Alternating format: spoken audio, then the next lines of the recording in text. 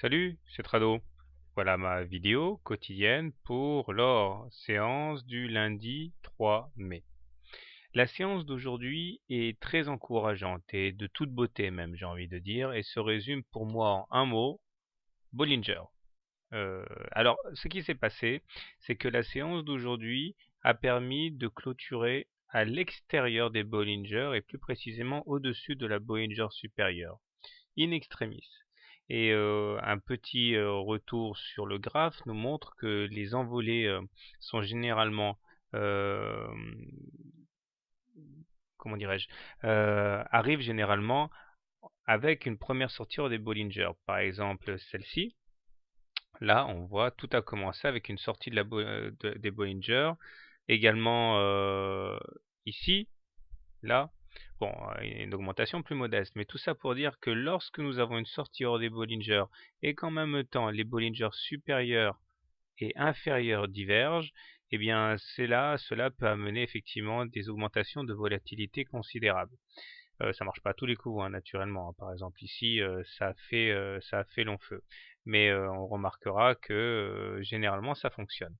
Alors si on ajoute à cela le fait que nous sommes toujours techniquement très bien orientés, avec un MACD supérieur à son signal, un momentum supérieur à 0 et un stochastique supérieur au signal et en zone de surachat, eh bien nous avons effectivement un cocktail qui peut être détonnant.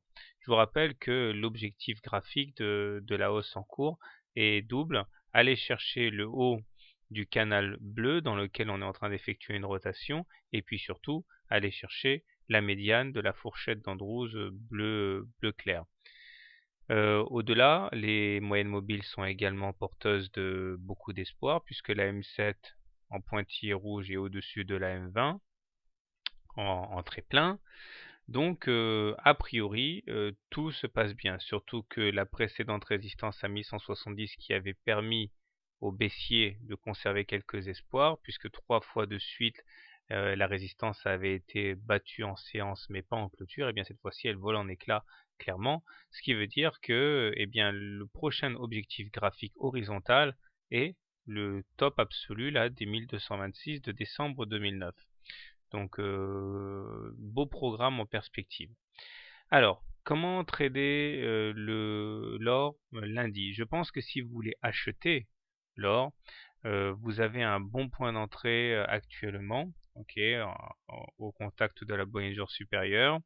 Il faudra cependant mettre un stop loss en cas de clôture à l'intérieur des Bollinger. L'objectif étant bien sûr d'aller chercher, comme je l'ai dit, la convergence du haut du canal bleu et de la médiane de la fourchette bleue. Si maintenant vous préférez être conservateur tout en achetant, eh bien dans ce cas, attendez un retour peut-être sur la M7. Dans l'autre sens, à présent, si vous voulez shorter l'or, le vendre à découvert, spéculer à la baisse, je pense que le mieux à faire dans l'immédiat est en fait d'attendre un contact avec le haut du canal bleu et espérer que ces mouvements provoqueront des sorties de trade pour les haussiers et vous pouvez espérer donc surfer sur cette mini vague baissière, mais c'est très risqué, ce sont des choses que je ne vous conseille pas de faire.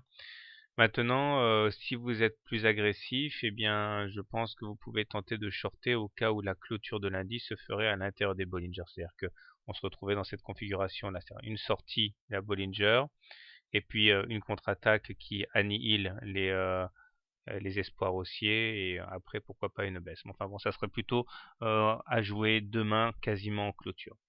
Voilà, bon week-end et à lundi. Au revoir.